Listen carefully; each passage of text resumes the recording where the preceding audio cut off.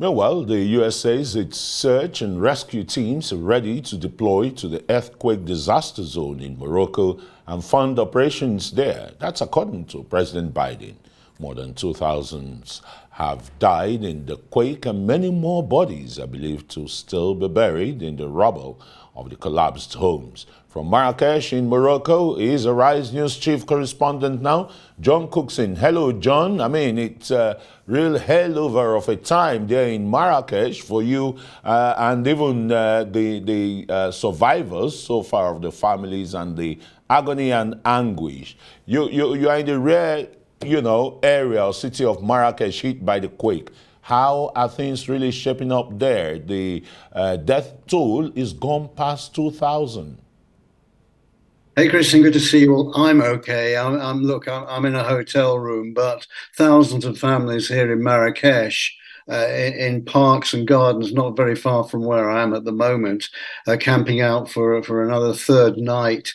Tonight it does get quite cold here in the small hours, so they're bundled up under blankets, men, women, and children, huddled together in tents. Very little in the way of food and other sustenance, and they're really waiting for help from the authorities here in Marrakesh. Now, these are the people who've lost their homes completely. They've just collapsed on Friday night when that 30 seconds of terror brought mayhem to their lives and changed their lives forever.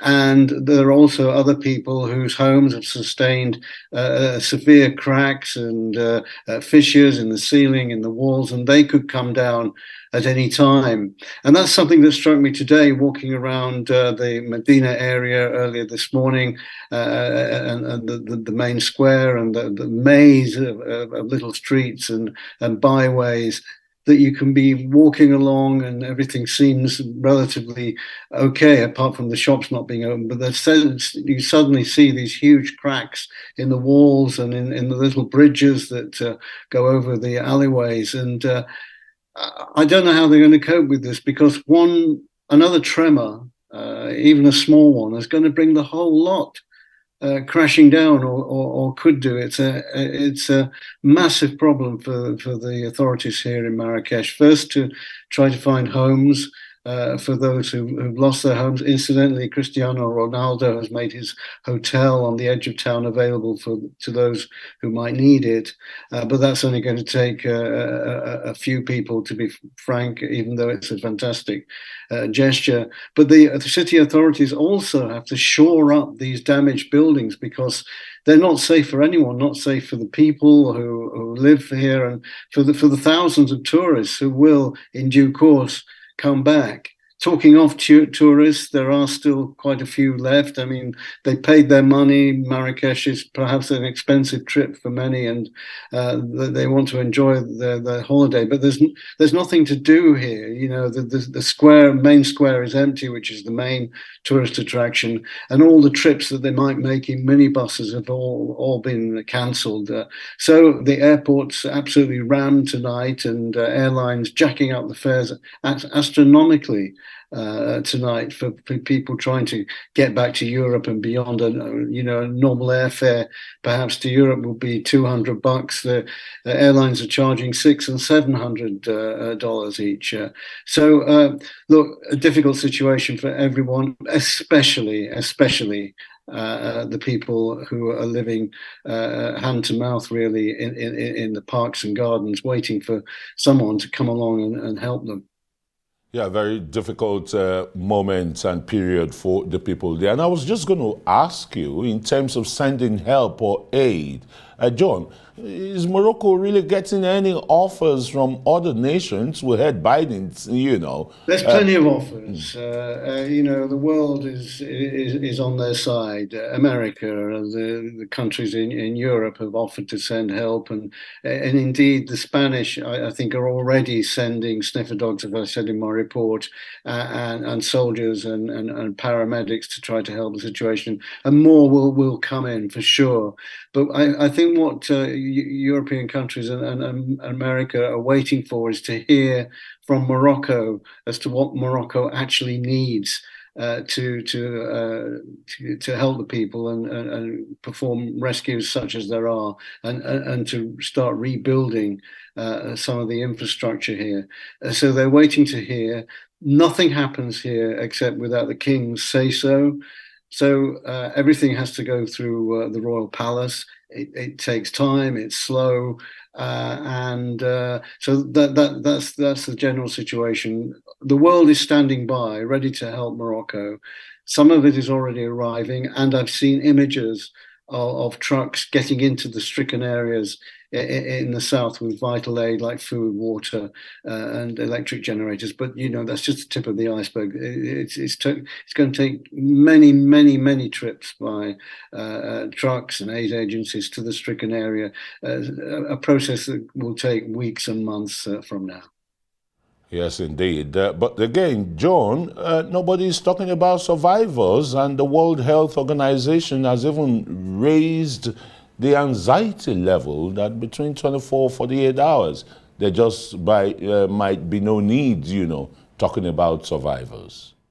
As I mentioned before, it does get cold here at night, at sort of 2, 3, and 4 in the morning, and it's steamingly hot during the daytime. So, can you imagine, Christian, being under your home, hearing perhaps rescuers outside, but you're stuck under a ton of weight and freezing at night, and steamingly hot during the day? I mean, the human spirit, the human body physically, can it take much more of that? And the experts say that if people aren't rescued by, say, tomorrow, then it looks very unlikely that it will be. But then again, in all of these earthquake stories that I've covered personally, and I've seen on the news in Iran and Turkey, Syria, you do get these miracles days later when the world thinks everyone's dead.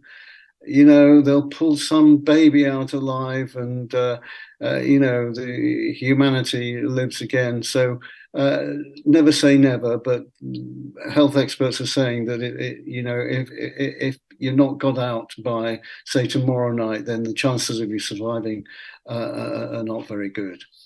Yeah, we know miracles still do happen, John, but tell us very quickly, what difficulties are aid agencies facing at the moment, especially in times like these? You've talked about the heat in the daytime and, of course, the cold at night.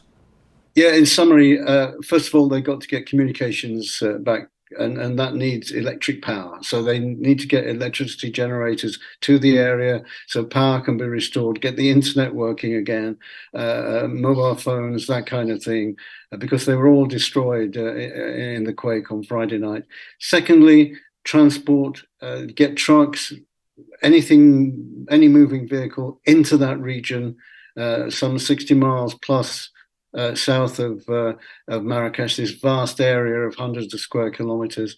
Get vehicles in, clear the boulders, clear the landslips and all of that. Some are getting through. I've seen images of that. And indeed, I'm heading down to that region tomorrow and hope to be reporting on the Arise News Hour tomorrow night on progress that's being made there. Some aid is, as I say, is starting to get through, but it's just a start. Yes, just a start. Let's hope, just like you said, that by tomorrow, work would accelerate and progress, to see how survivors can, be pulled out of the rubble. Thanks so very much, John Cookson. John Cookson is Arise Chief Correspondent in Marrakesh, Morocco.